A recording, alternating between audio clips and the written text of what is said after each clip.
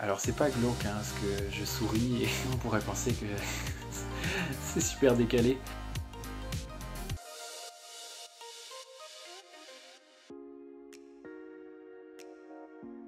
Bonjour, je m'appelle Clément, je suis infirmier. Je suis aussi et avant tout époux de Claudia et papa de Caleb, qui a 10 mois depuis le 4 et qui se porte à merveille.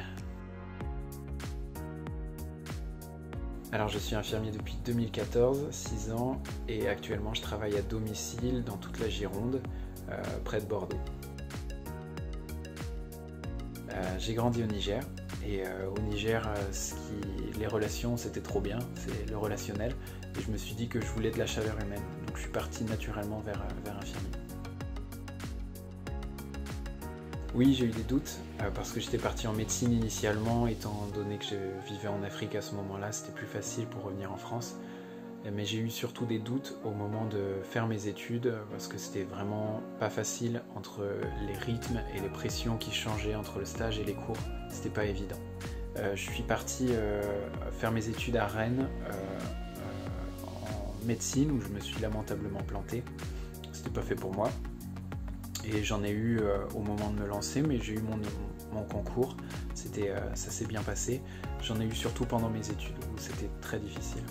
J'ai fait 2 ans de médecine qui ont été très rigolos. Je me suis éclaté, je faisais le souk au fond de l'amphi, mais je travaillais pas énormément, et en tout cas pas assez pour pouvoir prétendre à réussir. Donc finalement, je suis reparti vers infirmier. C'était beaucoup plus sensé pour moi de faire infirmier.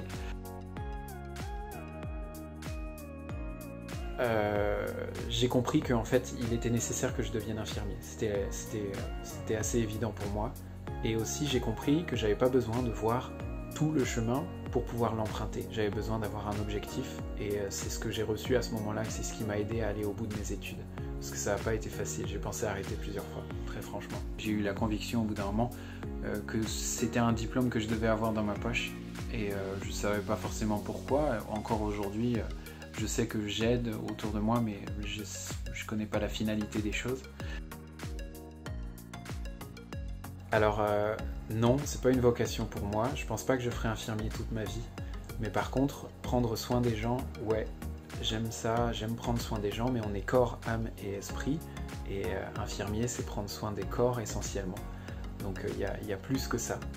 Et en même temps, je respecte ceux qui disent qu'ils ont vraiment la vocation pour être infirmiers. Je peux comprendre que certains soient dedans. Je vais pas faire infirmier, je pense, toute ma vie, mais en tout cas, je prendrai soin des gens toute ma vie. Ouais. Alors, je suis diplômé d'une licence, enfin un grade licence en soins infirmiers, 3 ans après le bac.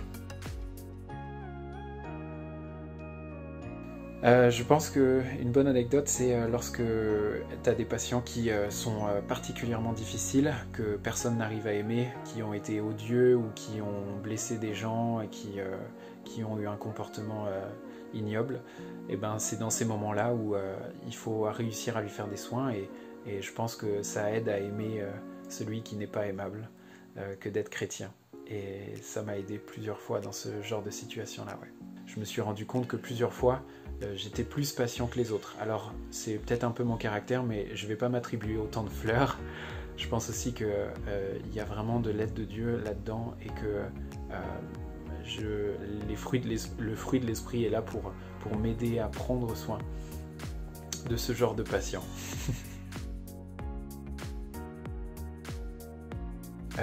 Alors la première chose, c'est que bibliquement c'est dit de respecter ses autorités, et ma première réponse c'est ça, c'est qu'en tant que chrétien je respecte vraiment ce que les autorités disent, et je crois qu'il y a du bon là-dedans. Je prie pour eux aussi, et au-delà de ça, la pandémie, bon, pour moi, sans être fataliste, il y a des choses qui sont destinées à arriver, et notamment qu'il y ait des pandémies, qu'il y ait des choses qui soient importantes. Donc je pense qu'il faut simplement garder la foi et continuer à témoigner. Je pense que c'est vraiment toujours important qu'on soit les phares là où plus personne ne regarde la lumière, quoi. Alors, le stress physique et émotionnel, il vient au fur et à mesure, il se construit, mais au fur et à mesure, on le dégage. Moi, j'apprends surtout à relâcher, c'est-à-dire que il y a des choses qui sont entre mes mains et je les fais du mieux que je peux. Et ce qui est au-delà de ça, je le relâche. Et c'est dans ce sens-là, c'est-à-dire que ce qui est de ma responsabilité, je le fais, et ce qui est à Dieu, je le laisse à Dieu. Le devenir de mes patients, leur évolution, c'est à Dieu. C'est au-delà de ce que moi je peux influer. Mais au bout d'un moment, c'est plus entre mes mains. Je ne suis pas Superman. Et dans ce sens-là, ma foi, elle m'aide à décompresser et à laisser la majorité de mes prises en charge dans ma voiture une fois que je rentre du travail.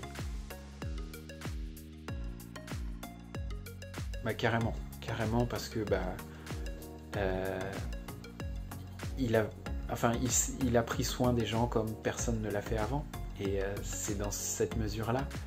Je veux dire, il a soigné et il a pris soin des corps, âme et esprit, quoi. Donc vraiment, c'est inspirant pour moi. Il a aimé les patients, et c'est vraiment ça. Si on se voit comme des patients, je pense qu'on peut tous se voir comme ça. Il nous a tous aimés, quoi. Et donc c'est super inspirant pour moi que de le voir et que d'essayer de m'approcher de ça chaque jour de travail. C'est vraiment ultra inspirant. Jésus, c'est le parfait soignant. C'est lui qui a su prendre soin le mieux au monde. C'est l'exemple ultime à ce niveau-là. Il a soigné des gens, il a guéri des personnes, ce que nous on ne fait pas. On ne guérit pas les personnes, on les aide. Et il a pris soin spirituellement et psychologiquement des patients. Et c'est très inspirant pour moi parce que je me dis que c'est quelque chose vers lequel je dois tendre en tant qu'infirmier et en tant que chrétien, tout simplement. Pas autant que je devrais. Très franchement, je pense que je pourrais faire mieux. Je prie généralement pour les situations qui m'atteignent beaucoup et qui sont compliquées, où surtout je me rends compte que au-delà de tous les soins que je peux faire, de l'humour que je peux mettre dans mes soins pour les faire évoluer, je me rends compte qu'il n'y a pas forcément... c'est au-delà de tout ça, et généralement c'est des déclencheurs pour moi de prière. Ouais. Mais je prie généralement pour les patients où je sens que c'est difficile, je sens qu'il y a des freins, des choses qui sont vraiment difficiles à faire bouger. Généralement, c'est dans ce genre de situation où c'est vraiment l'urgence pour moi de prier. Oui, beaucoup. Je suis un mauvais infirmier. Non, je fais beaucoup de soins palliatifs et j'apprécie énormément le faire parce que c'est dans ces moments-là où les familles des patients et les patients se posent des questions extrêmement importantes et existentielles. Alors c'est pas glauque, hein, parce que je souris et on pourrait penser que c'est super décalé, mais c'est pas glauque. Je pense que ça fait partie de la vie, la mort, et en soi accompagner les familles des patients et les patients dans une fin de vie, c'est extraordinaire. Ça peut être extrêmement complexe, mais du coup tellement intéressant, c'est super stimulant. C'est ultra gratifiant et complexe et en même temps intéressant, stimulant que d'accompagner les gens et les familles notamment dans le processus de deuil. Et ça, c'est quelque chose qui me stimule énormément, moi. C'est pas évident parce qu'on est pris entre deux feux, c'est-à-dire qu'on a envie de témoigner, mais en même temps la loi pas nous empêche, mais la loi nous donne un cadre. Alors généralement quand les patients ou les familles des patients m'en parlent initialement, moi je peux partager sans aller trop loin, et c'est lors des discussions en dehors des soins que je vais pouvoir en parler un peu plus avec les soignants, entre guillemets, avec les familles notamment, quand j'ai quitté ma blouse, quoi. En soi, c'est pas évident dans la pratique, mais c'est assez clair, c'est-à-dire que je peux pas en parler librement de mon propre chef, mais quand on me pose la question, je rechigne pas. Quand on peut discuter, qu'on boit un café avec les patients, ça nous arrive d'en parler, et assez librement, on peut partager la foi et partager nos convictions. Les gens sont pas choqués par ça, quand c'est en dehors des soins, ça respecte le cadre légal, donc ça va. Et ben faut s'accrocher, faut y aller, on en a besoin, c'est super intéressant. Les salaires, c'est pas l'essentiel, c'est-à-dire que c'est un métier qui paye plus en chaleur humaine, en gratification des patients, en bouteilles de vin des fois, ou par les patients ou les familles des patients, c'est vraiment extra. C'est vraiment extra, donc faut pas, on a besoin de chrétiens dans ce milieu-là. Eh bien, je dirais que si vous avez entendu quelquefois des infirmiers ou des médecins ou tout le corps médical râler sur les payes et tout ça, moi je suis conscient des réalités, mais je dirais qu'il y a aussi beaucoup de ce qu'on tire de ce métier-là qui n'est pas sur notre bulletin de paye, parce qu'on est gratifié par l'amour des gens, par l'affection des personnes qu'on a soignées, des familles qui nous le rendent vraiment très très bien.